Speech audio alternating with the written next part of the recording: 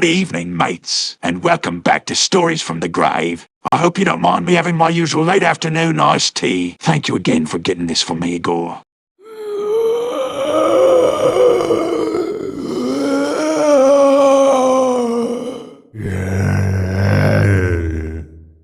You're welcome. Now tonight's tale is about stress at the workplace, an overbearing and heartless boss, and some revenge-style voodoo magic. I call this terrifying tale Just Deserves. Can you imagine what it must be like to work your way through a long life, always hating your boss? You wouldn't do it yourself. Well, what if you had to, had no choice? Well, that's the way it is for a lot of folks, you know. For one reason or another, they just can't move out from the situation, can't face the risk, the loss of security.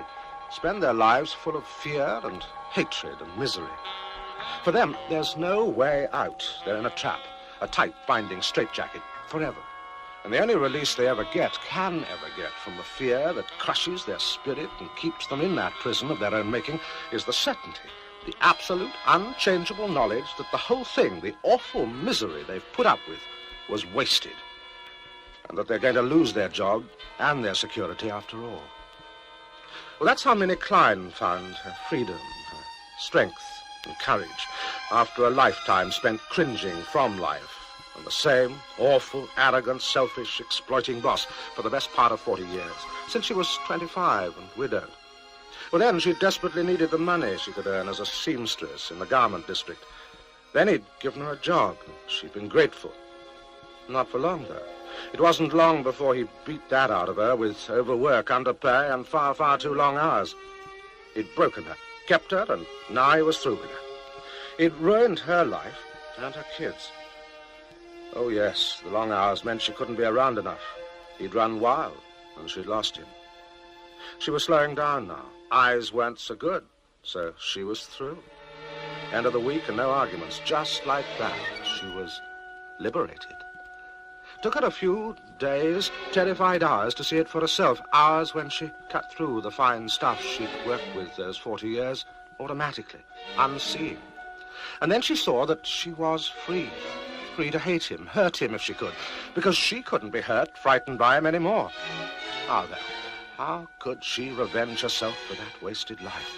What weapon had she that could rip into his life and repay him somehow?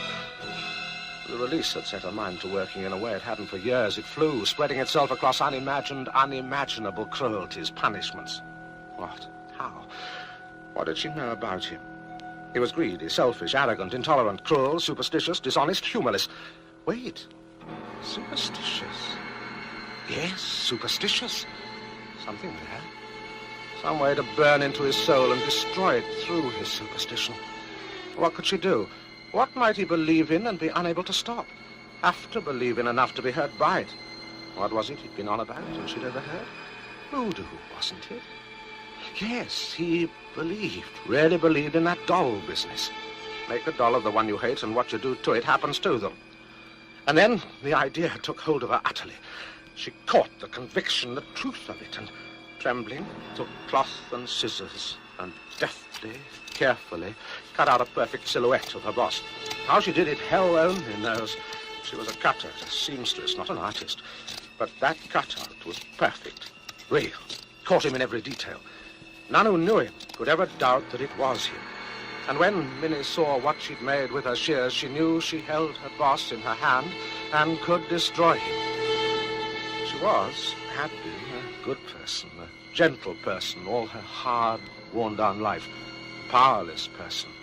But now she felt power and cruelty and revenge in herself, and she exulted in it, reveled in it, luxuriated in it, and held the image of her boss to herself, taking time to rejoice in the savagery she'd found in herself.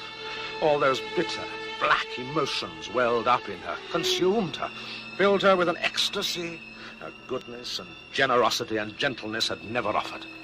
She became a great rejoicing and could wait no longer. To the head of the cutout she plunged, ripped her scissors, and then in a flurry of fumbles and strikings took a match to the heart of the cutout and watched it burn from its center to its edges until it curled up and was burned out. In the next room, The office.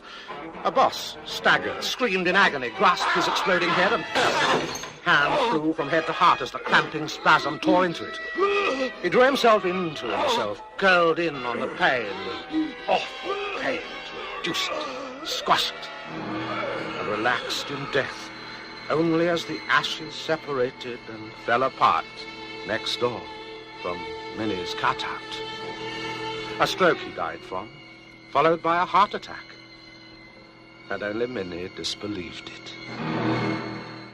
Well, that was something. That boss got what he deserved. It reminded me of the time Pyro got angry at his old boss for making him do overtime. And let's just say, Pyro gave him the old flame-grilled treatment. Anyway, I hope that you've enjoyed the story, and I'll see you all next time. Goodbye!